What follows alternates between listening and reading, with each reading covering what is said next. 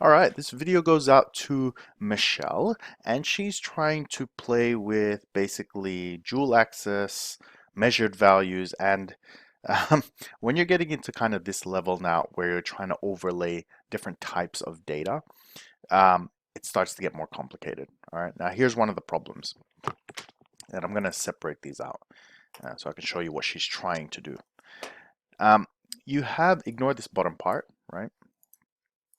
You have this bar chart, and basically she wants to overlay a data set that is an axis, right? Let's say like this with years, and then some sort of value. Now this value, whatever it is different from this value. Hence, you're going to have a secondary axis on this side. Okay, so that much is clear.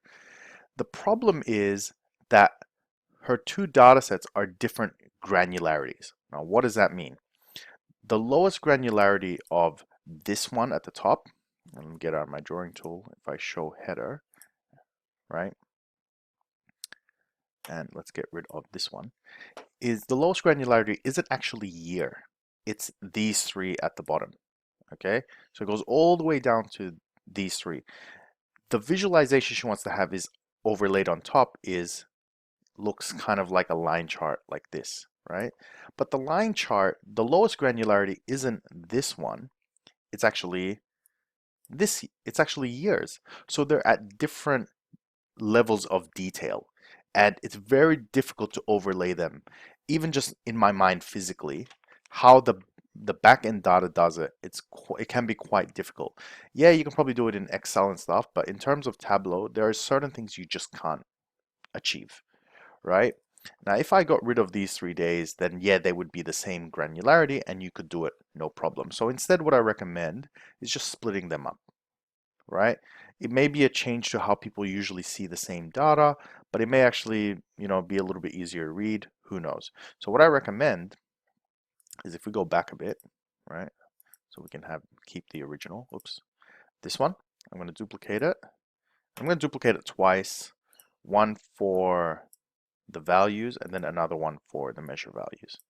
Now the reason it does this, right, is actually whenever you use measured values and you want to differentiate them, you also need to use measure names, right? And you need to use measure names usually in the color, and now you've split them up, right? But to get a line, you need to use a continuous axis, right? At the moment, if I add header, right, we got to get rid of this one. At the moment, this is kind of set to discrete, which probably in this case is not so bad because you want to do it by year, but you can also use this one, right, which is continuous. You can tell that it hasn't really done anything, but in some cases that's probably more what you want. For now, we'll put it back, and we can just stack these one on top of the other, right? Get rid of this, and then resize, right? Oops. Right. Now, usually because the years are kind of lined up, it's kind of good to go, right? That's the best I can really give you in terms of like how you would display this, right? Because they're just different levels of detail, so it's very difficult to overlay. Now, anyone who's watching out there, if you manage to find the solution to this, I'd love to hear it because I've never been able to figure out exactly the best way to approach this kind of problem, um, except for just spreading them out. All right. So that's kind of the best I can do for you, Michelle. If you have any other problems, please don't hesitate to get in touch with me. I hope you guys enjoyed, and I'll see you next time.